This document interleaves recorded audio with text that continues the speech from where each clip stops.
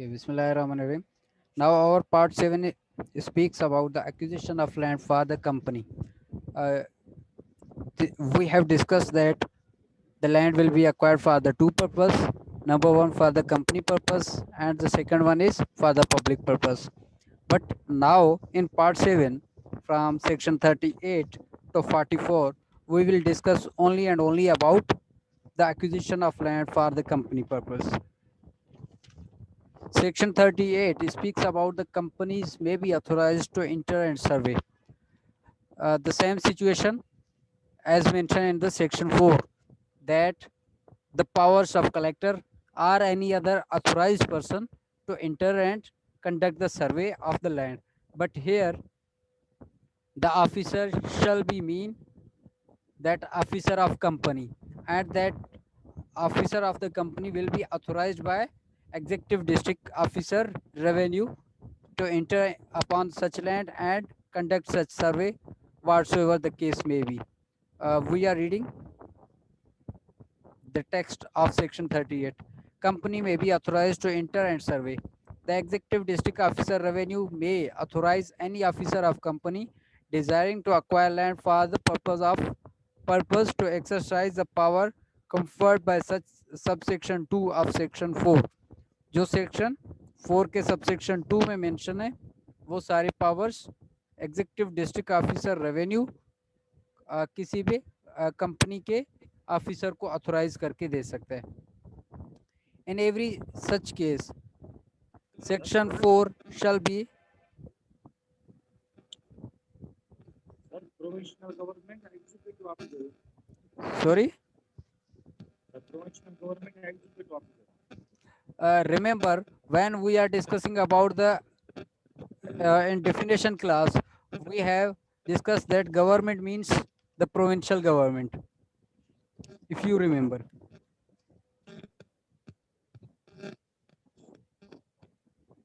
Is it clear? Sir, act में लिखा provisional government sir.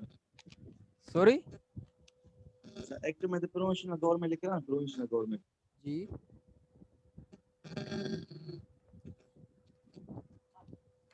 तो हम भी यही कह रहे हैं ना कि प्रोविंशियल गवर्नमेंट, मगर यहाँ पे इन अब जो समय आपकी आवाज में थोड़ी डिस्ट्रक्शन आ रही है. Network problem.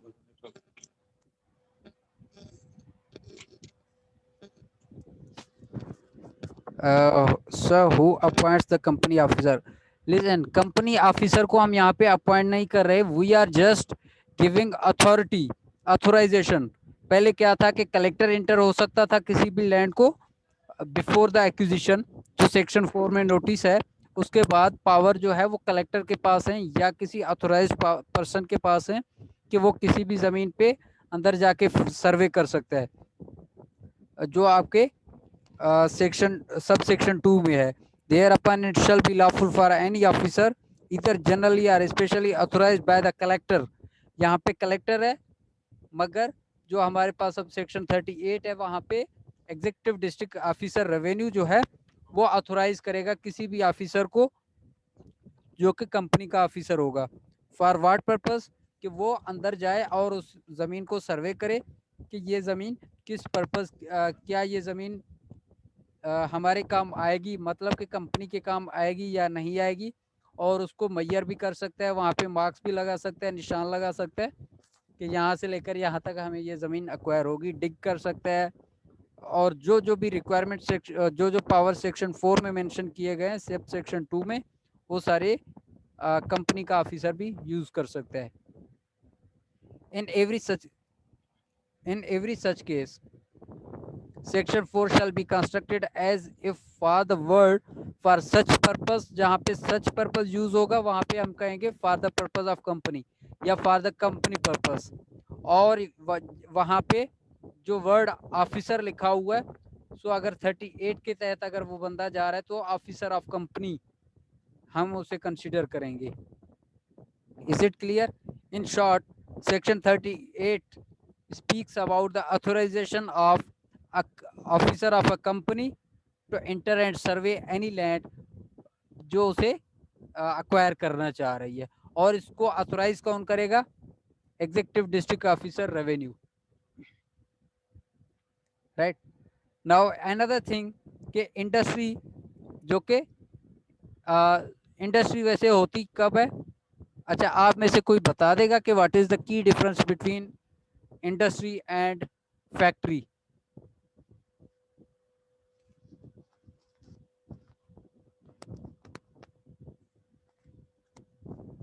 जी, जिन्होंने लेबर लॉ पढ़ा होगा वो उन्हें पता होगा। लेबर लॉ आपका सब्जेक्ट था? सर न्याणे दा पढ़ाऊं। अच्छा, चले फिर ये जो क्वेश्चन है ये आप लोगों के लिए पेंडिंग है, अपने सर से पूछ के फिर मुझे भी बता देना कि what is the difference between industry and company. अगर वैसे किसी को पता है तो बेशक बता दें।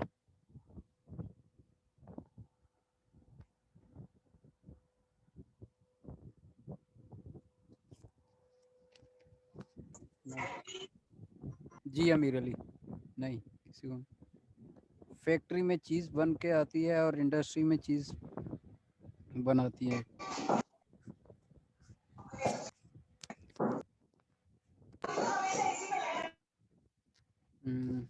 ये जरूरी नहीं है, जो आप आंसर कर रहे हैं ये जरूरी नहीं है।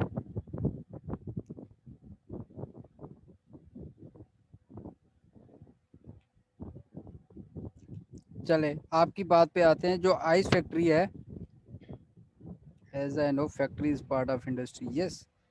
जो अब नाम ले रहा हूँ, नाम नहीं ले रहा, सॉरी, नाम नहीं ले रहा। वैसे आपसे क्वेश्चन है कि आपकी जो आइस फैक्ट्री है तो आइस कहाँ पे बनती है?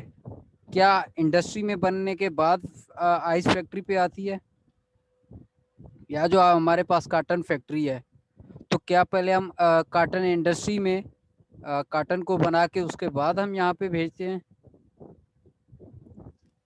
Sir may I answer? जी जी। बेसिकली सर फैक्ट्री जो है वो पार्ट है इंडस्ट्री का। फैक्ट्री में जो है मैन्युफैक्चर होता है मटेरियल, एंड सर इंडस्ट्री में मैन्युफैक्चरिंग भी हो सकती है और प्रोडक्ट जो है वो सप्लाई भी हो सकता है। जी, तो यही मेरे ख्याल से मेन डिफरेंस है। What is the number of employees in both?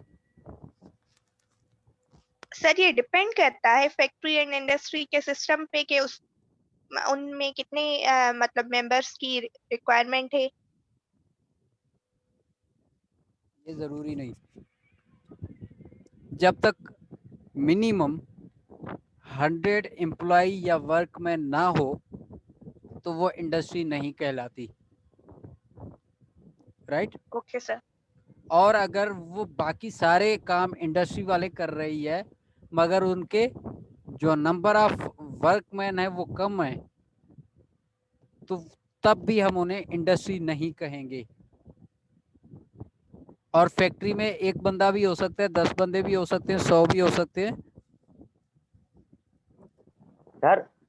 और अगर हेलो जी जी सर, कंपनी में जैसे होता है कि एक या दो से ऊपर जो को शेयर्स होते हैं, ठीक है सर, जी, जो पैसे अपने इन्वेस्ट करते हैं, और इंडस्ट्री में तो दो से ज्यादा होते हैं। इंडस्ट्री में मिनिमम 100 है और फैक्ट्री में मैक्सिमम 100 है। अगर 100 से तजावुज कर जाए तो हम उसे फैक्ट्री नहीं कहते। अच्छा, जी, और सही अगर सर, ठीक कोई है। इंडस्ट्री है वो 100 से कम है, 99 एम्प्लॉय है, तो हम उन्हें इंडस्ट्री नहीं कहेंगे। ठीक है। खैर एक्सक्यूज मी सर, जी, सर जो आपने बताया कि 100 एम्प्लॉयज, सर एम्प्लॉयज मस्ट है या इसमें हम इंडस्ट्री को इस तरह भी कह सकते हैं, ग्रुप ऑफ कंपनीज किसी एक फील्ड की, फॉर एग्जांपल कॉटन इंडस्ट्रीज या क्लॉथ वगैरह? तो उसमें आपके पास 100 वर्कमैन हो, चाहे आपके डिफरेंट काम कर रहे हो। फॉर एग्जांपल आपके पास 10 मैनेजर बैठे हुए हैं तो वो भी वर्कर ही कंसीडर किए जाएंगे। आपके पास 50 लेबर है तो वो भी, आपके पास 20 हेल्पर है तो उन्हें भी हम वर्कमैन ही कंसीडर करेंगे। और इसी तरीके से आपके पास स्वीपर हैं या दूसरे तीसरे जो भी उस इंडस्ट्री में काम कर रहे हैं उनका टोटल नंबर जो है वो एटलीस्ट 100 होनी चाहिए, तब हम उन्हें इंडस्ट्री वॉइस कहेंगे। से गाला यार, ये लगे तो काल जो को मसलो है ले चार आवाज ही कौन पीछे ले छाए। हुकुम कर उन्हें जीबी व्हाट्सएप में को मसलो थी तो नहीं करे जो काम अड़ी वो करे हुकुम कर करता है गाल कर जी फिरोज साहब के गालन ॾियो उनका पोइ पाण क्लास अॻिते प्रोसीड कंदासीं। बस सर ये पूछना हूँ। ओके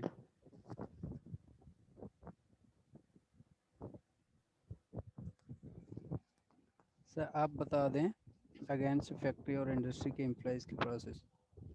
देखिए इंडस्ट्री जो है उसमें एट लीस्ट या मिनिमम आपके 100 एम्प्लॉय होनी चाहिए या 100 वर्कमैन होने चाहिए, और आपका जो फैक्ट्री है उसमें मैक्सिमम 100 एम्प्लॉय होनी चाहिए। 100 से तजावुज़ कर गया तो आपको आपका जो फैक्ट्री है वो फैक्ट्री नहीं कहलाएगी, और अगर 100 से कम है तो आपकी इंडस्ट्री नहीं कहलाएगी। जी सर अस्सलाम वालेकुम। वालेकुम अस्सलाम। Sir, is there any difference between employee and workman as per law? Yes आपकी जो एम्प्लॉई हैं वो परमानेंट होनी चाहिए, डेली वेजेस वाले ना हो, या आप उनका जो टाइम पीरियड है वो आप फिक्स कर लेते हैं, ठीक। और जो आपका वर्कमैन है वो 1 दिन के लिए भी आ सकता है, 1 घंटे के लिए भी आ सकता है, और 1 मिनट के लिए भी आ सकता है।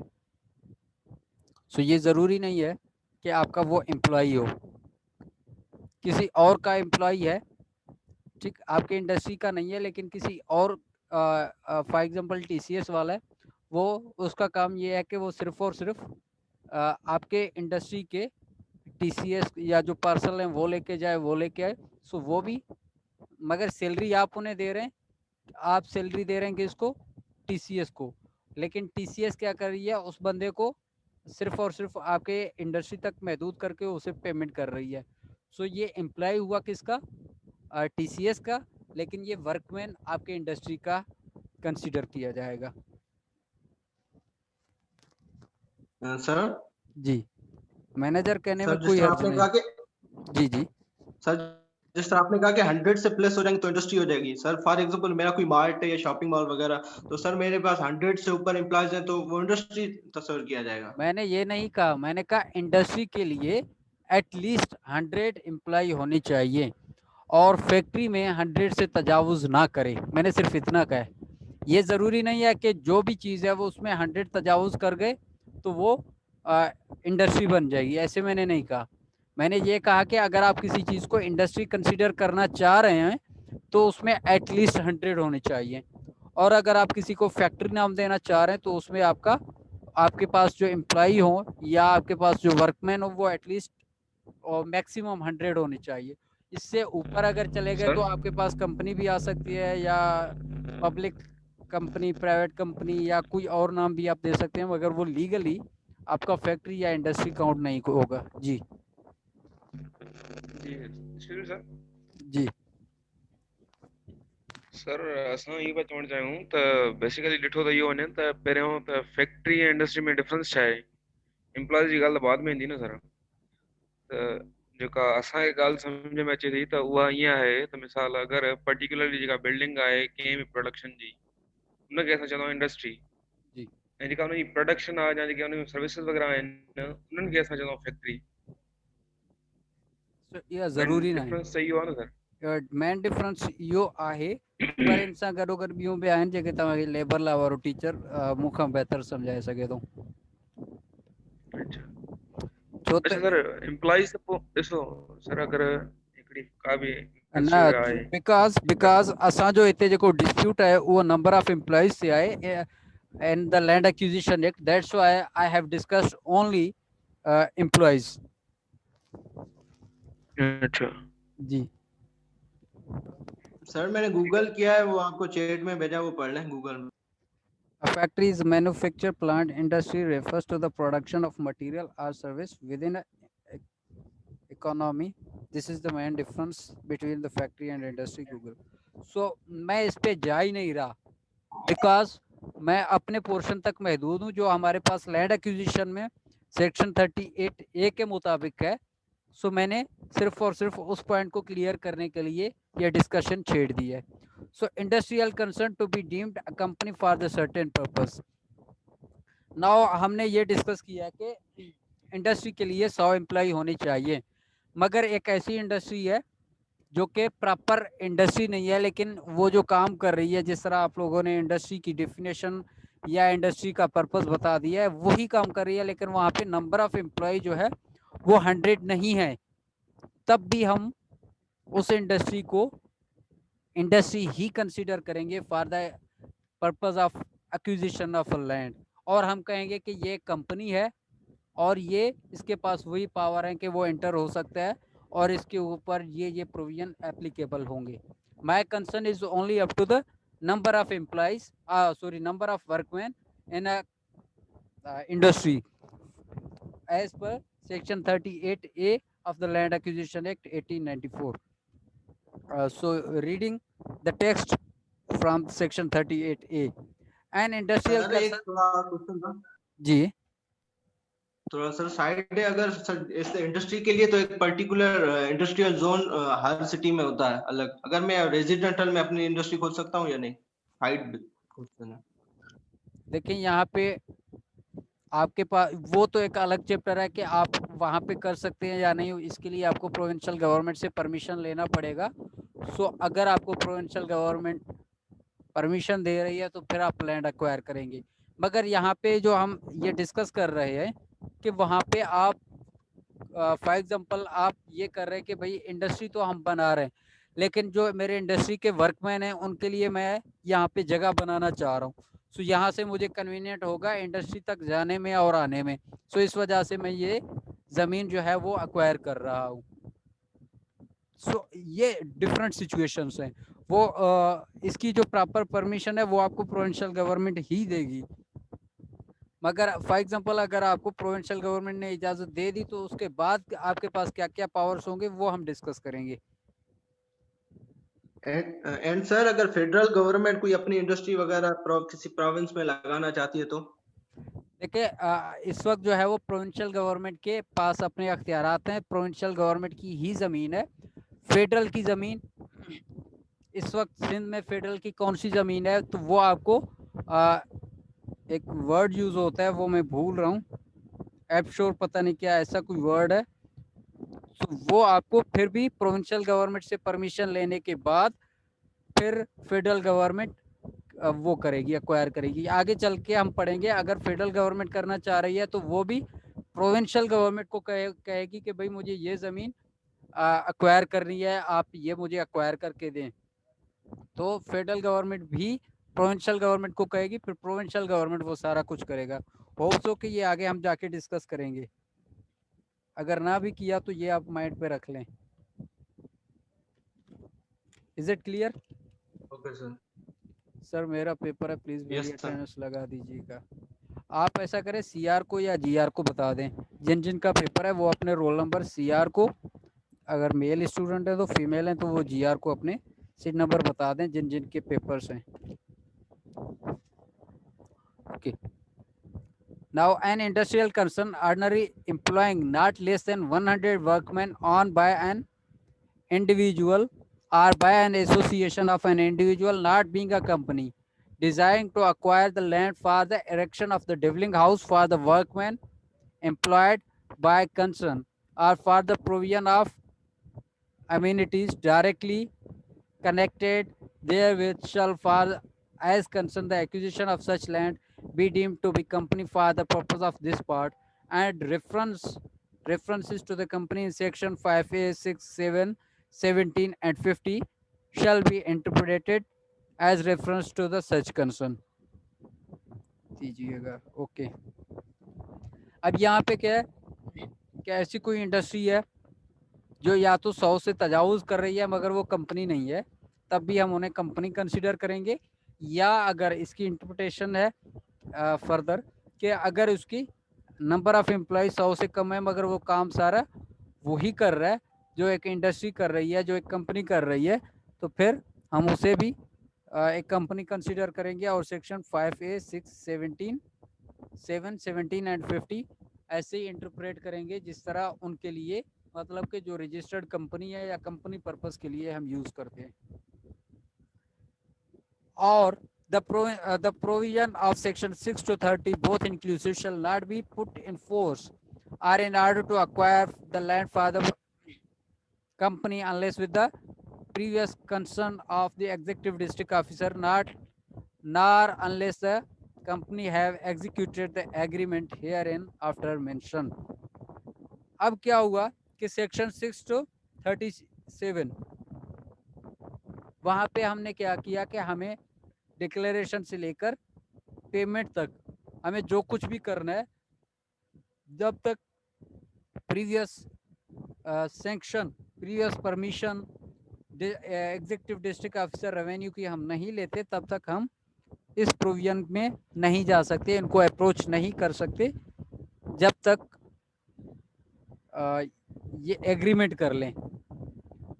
कौन एग्रीमेंट करेगा? कंपनी एग्रीमेंट करेगा। किसके साथ? प्रोविंशियल गवर्नमेंट के साथ, और अपनी फुल पेमेंट एडवांस में पे करेगा। और ये कब होगी? कंसर्न कब मिलेगी? कंसर्न दो सिचुएशन में मिलेगी। नंबर 1, या तो जो सेक्शन 5A के सब सेक्शन 2 में है कि कलेक्टर अपनी इंक्वायरी करेगा अगर कोई ऑब्जेक्शन आ रहा है तो, या फिर सेक्शन 40 में जो एग्जीक्यूटिव डिस्ट्रिक्ट ऑफिसर रेवेन्यू है वो किसी भी पर्सन को ऑथोराइज करेगा, ऑफिसर को, कि भाई आप जाएं और इस मैटर में इंक्वायरी करें ऑन डिफरेंट पॉइंट्स कि किस पर्पस के लिए ये लैंड एक्वायर की जा रही है और इसमें क्या क्या हो सकता है, या कंपनी कोई बिल्डिंग बनाना चाह रही है तो वो बिल्डिंग किस काम के लिए है, या बाकी जो भी डिटेल्स हैं वो सारी A to Z इंक्वायरी करके रिपोर्ट सबमिट करेगा। और उस रिपोर्ट के बाद अगर executive district officer revenue satisfied हो रहा है तो फिर वो परमिशन देगा कंपनी को कि भाई आप एग्रीमेंट करें प्रोविंशियल गवर्नमेंट के साथ। तो कंपनी जो है वो प्रोविंशियल गवर्नमेंट के साथ एग्रीमेंट करेगी, और एग्रीमेंट करने के बाद जो भी पेमेंट होगी वो सारे का सारा पे करेगी प्रोविंशियल गवर्नमेंट को, या कलेक्टर को, या एग्जीक्यूटिव डिस्ट्रिक्ट ऑफिसर रेवेन्यू को। उसके बाद जो भी टर्म्स एंड कंडीशन सेट करने होंगे वो सारे सेट करने के बाद फिर उसे लैंड पोजीशन में दे दी जाएगी। और जो भी एग्रीमेंट होगी वो ऑफिशियल गजेट में पब्लिश किया जाएगा, राइट। और अगर in case government is bound to hand over the land to a company, जहाँ पे प्रोविंशियल गवर्नमेंट बाउंड है किसी भी लॉ के मुताबिक, किसी भी एग्रीमेंट के मुताबिक, किसी भी प्रोविजन के मुताबिक, तो फिर इंक्वायरी या प्रीवियस कंसर्न या प्रीवियस परमिशन या एग्रीमेंट ऐसा कुछ भी नहीं होगा और डायरेक्टली लैंड उन्हें एक्वायर करके दे दिया जाएगा, राइट। और जब किसी भी कंपनी को हमने लैंड दे दिया तो वो फर्दर उस लैंड एक्वायर करने के बाद तो वो फर्दर उस लैंड को ट्रांसफर नहीं कर सकते except with the permission of provincial government. हाँ, अगर प्रोविंशियल गवर्नमेंट परमिशन दे रही है तो फिर इसे वो अपने लैंड को ट्रांसफर कर सकेंगे, अदरवाइज वो लैंड को ट्रांसफर नहीं करेंगे। और जो रेलवे या रेलवे जैसे कंपनीज के साथ अगर एग्रीमेंट हो रही है तो वो भी इसी अंदाज में होगा जो कि सेक्शन 39 से लेकर 42 एप्लीकेबल नहीं होंगे। मतलब सेक्शन 43 के मुताबिक होगा, वहाँ पे किसी प्रीवियस परमिशन लेने की ज़रूरत नहीं पड़ेगी, एग्रीमेंट करने की ज़रूरत नहीं पड़ेगी, वगैरह वगैरह, पब्लिकेशन करने की ज़रूरत नहीं पड़ेगी। जब एग्रीमेंट ही नहीं करेंगे तो पब्लिकेशन की भी ज़रूरत नहीं होगी। तो रेलवे और ऐसे सिचुएशंस जहाँ पे कंपनी खुद गवर्नमेंट खुद बाउंड है कि कंपनी को लैंड दे दे, तो इन सिचुएशंस में नहीं करेगी। अदरवाइज कंपनी को जब भी लैंड एक्वायर करना होगा तो वो पहले एग्जीक्यूटिव डिस्ट्रिक्ट ऑफिसर रेवेन्यू से परमिशन लेगी। और परमिशन कैसे लेगी? Permission on the basis of report of collector या फिर रिपोर्ट ऑफ इंक्वायरी ऑफिसर, जो कि सेक्शन 40 के तहत एक्वायर करेगा।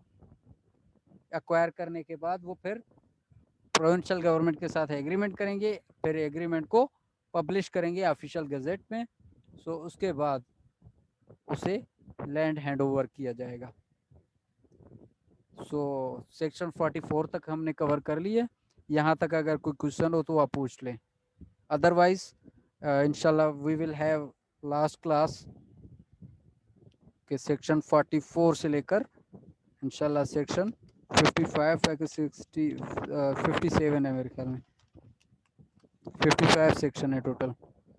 सो 45 से 55 तक हम करेंगे, उसके बाद हमारा सिलेबस कंप्लीट हो जाएगा। फिर हम इसे रिवाइज करेंगे, रिवाइज करने के बाद एक टेस्ट कंडक्ट करूँगा। सो इंशाल्लाह उस टेस्ट के बाद देखते हैं कि यूनिवर्सिटी क्या पॉलिसी निकाल रही है, तो आपके पेपर्स उस हिसाब से होंगे।